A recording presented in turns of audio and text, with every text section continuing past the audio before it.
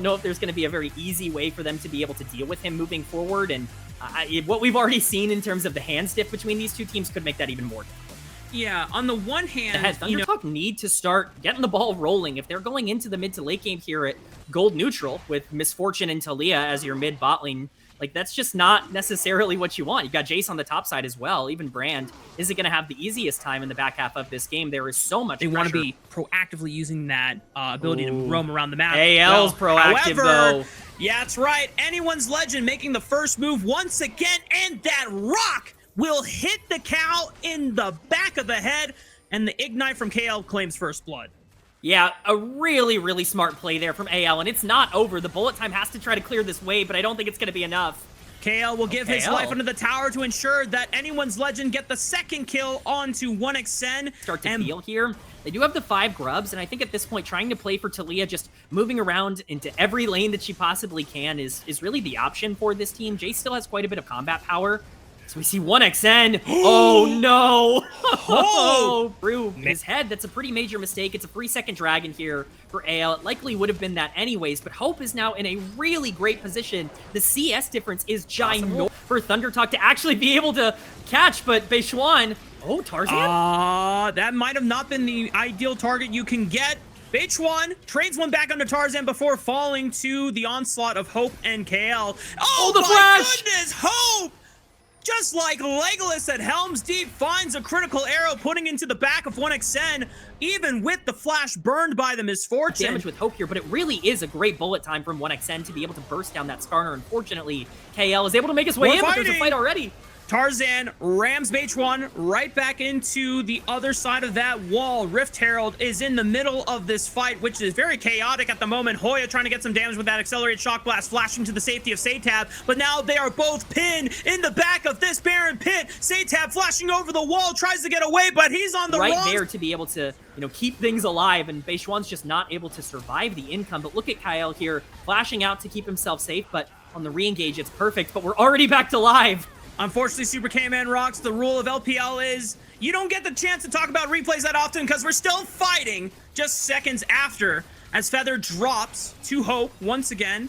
Actually, it was Beishwan that dropped. Hope had, or Feather had died some time ago, and everyone's just dropping on the side of Thundertalk. Anyone's Legend up 1,000 gold, so it doesn't seem like Satab is in immediate danger on that bottom side lane, but 3 dragons to Anyone's Legend's name, Flandra, starting up the fight with the Between Worlds. Beishwan is caught between pretty much every single member of Anyone's Legend on the top side of the map. Feather Duel, at the beginning, has now ballooned larger and larger, and they have found themselves in a sunk cost fallacy where this is the only way they can get back in. However, Anyone's Legend have just as powerful tools to be able to sink into the hearts of Thundertalk members one by one.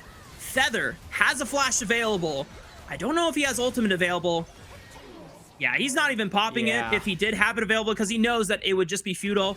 Probably just wants to save it for the next big objective fight. But Super K-Man rocks. I am having trouble believing that Thundertalk have really any say. This is pretty much Anyone's Legend game to win or lose. Yeah, I mean, oh man, just Hoya barely getting out of there. Once again, we see that mid-tier 2 falling. Dragon spawning in 2.5 minutes. I think if Infernal Soul is acquired by Anyone's Legend, even if they're just able to set up around it and be first to the objective, I see no way for Thundertalk to be able to initiate that in any clean way.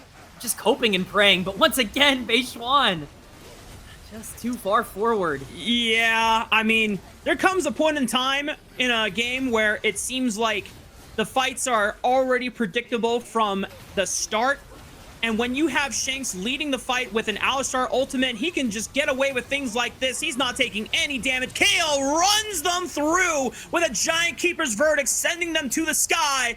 And Hope with the arrow. That fight, but once again, back to live. I mean, TT are trying to fight for their right to stay within their side of the jungle. But unfortunately for them, that jungle does not belong to you anymore. The flash from Tatab to avoid the impale. Bullet time plus the pyroclasm from Beishwan will at least do a lot of damage. Actually, that wasn't even the pyroclasm. It was just a little bit of that burn damage. Since he just threw it out against Shanks and Flandra, they've been chunked down on the backside, but Hope is still healthy. Take their bases right now because they probably have gold to spend and would rather try and maximize their item spikes before what could be the more important fight around Otacon on the bottom side of the map.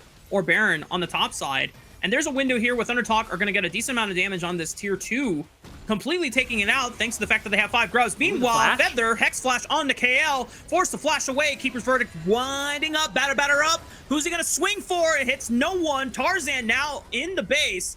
Now, you don't want to be there. Uh-oh, and now Hope has been isolated because the rest of his front line went way south. Flandra teleports in, but it's too late.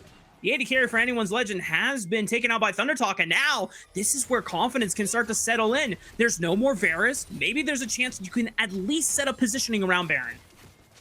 Yeah, I think there is something building here for ThunderTalk. Again, you need miracles in order to get back into this game. They might have been gifted, at least a tiny one, by Anyone's Legend in that fight. Hope kind of being left alone on the back end there. It's really easy to be able to capitalize, but we're going to see the Baron dance now.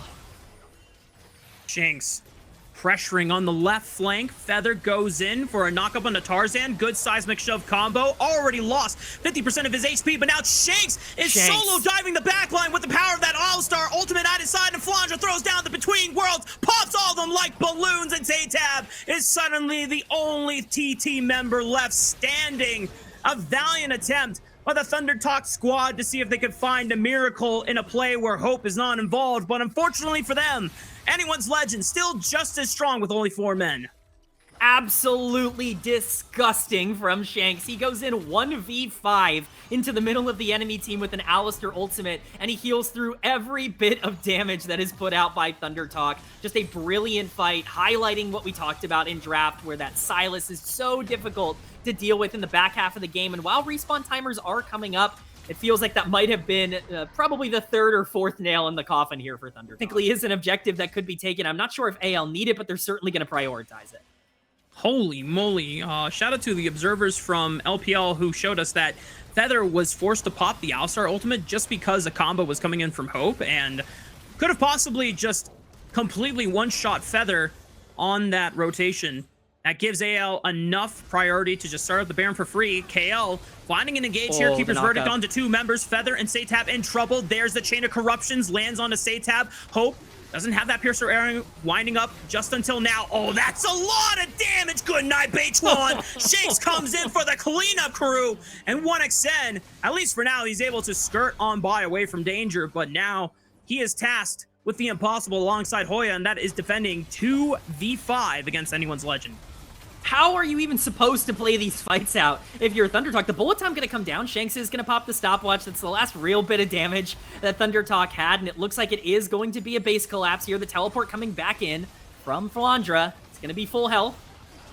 Shanks is just going to rip the Jace ultimate for fun, throws out an accelerated shock blast to put some damage into the back of Hoya's head. The Nexus turrets are falling. Nice two-man impale from Tarzan, and that should be the final nail in the coffin for ThunderTalk's chances. Anyone's Legend sweep them in the series. What a dominant 2-0 from Anyone's Legend. An absolute masterclass from them, and it came across